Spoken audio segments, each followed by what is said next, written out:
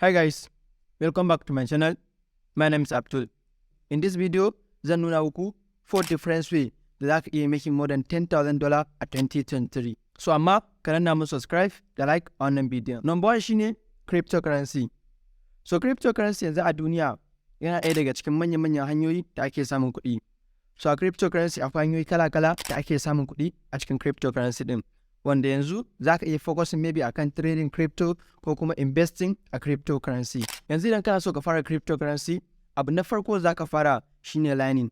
You have to educate yourself. So ya kamata a ce ka samu ilimin cryptocurrency, ka san different strategy da ake investing a cryptocurrency, sannan kuma ka san different strategy da ake trading a cryptocurrency. Wannan shine abu na farko da ya kamata a ce ka fara idan kana so ka fara yin cryptocurrency kuma ka fara samun kuɗi da cryptocurrency. Sannan kuma za ka yi selecting marketplace, ma'ana kasuwanni da za ka ringa buy and sell na cryptocurrency a ciki.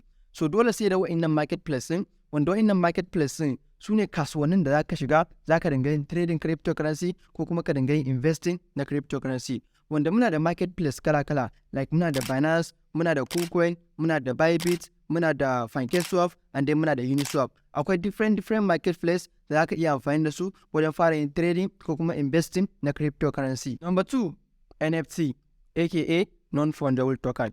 So, yanzu akwai mutane da dama da suka fara investing da kuma trading na NFT.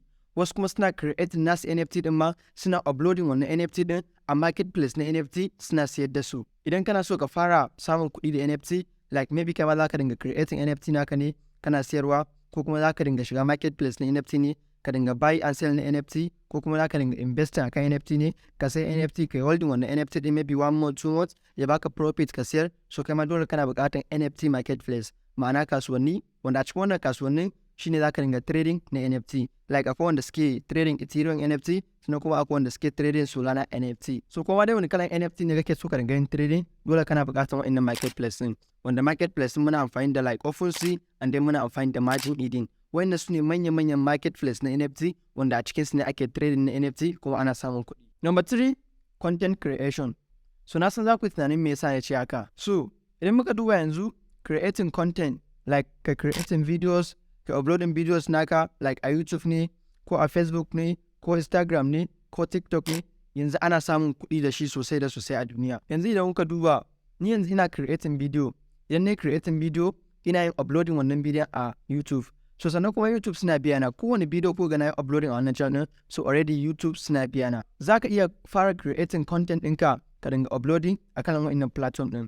Akwai platform ɗin da idan ka je kai creating content, ka je kai uploading, za su dinga biyan ka like YouTube kenan. Sannan akwai platform kuma wanda idan ka je kai creating content ɗinka, kai uploading, ba za su dinga biyan ka ba. So amma ko da ba za a dinga biyan ka ba, za ka dinga samun advert, like daga wajen wasu manya-manyan kamfani, daga wajen wasu wanda suke business, za a dinga baka advert, kuma ta wannan advert ɗin naka ma kawai za ka dinga samun kuɗi. So shi ma creating content yanzu yana ɗaya daga cikin manya-manyan hanyoyi da ya kamata a ce mutane da dama yanzu sun yi focusing a wannan 2023 ka samu wani platform ka yi focusing ka fara creating content mai kyau. So amma kafin ka fara creating content mai kyau, abu na farko shine ya kamata ka nemo idea, ma'ana ka nemo idea me za ka dinga yi kana creating kana uploading. Sannan kuma abu na biyu shine duk wani abu da za ka yi shi, so ya kamata ka dinga rubuta script. Kamar yanzu yanda kuke gani wannan bidiyon da nake muku, already na riga na rubuta script wannan bidiyon. Duk wani magana ɗaya da na gaya a wannan bidiyon, so already ina karantawa ne sannan nake gaya muku. So sannan kuma bayan wannan ka tabbatar ka iya editing. So wa'innan su ne abubuwa da ya kamata a ce ka fara yin su kafin ma ka fara attempt din fara creating content a social media. Number 4, sell online course. So for example yanzu, ni yanzu already ina da knowledge akan different way da ake samun kuɗi online. So idan na ga dama yanzu, zan yi creating website nawa.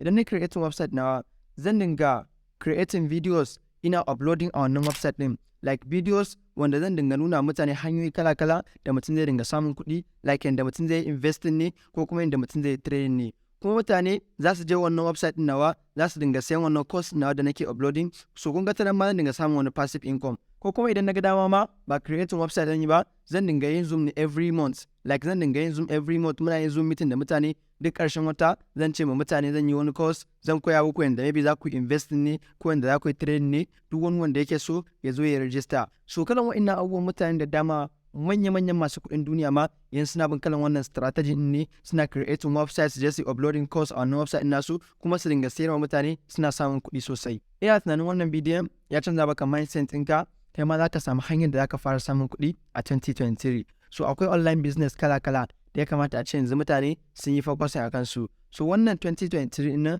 ba wai time ne da ya kamata ka ci gaba da wasting time ɗinka, ka ci gaba da yin chatting kana ɓata lokacinka. Wannan time ne da ya kamata a ce ka yi focusing, ka samu hanyar da za ka fara samun kuɗi online. So ina fatan ku ji daɗin wannan bidiyon, sai ma da a next video.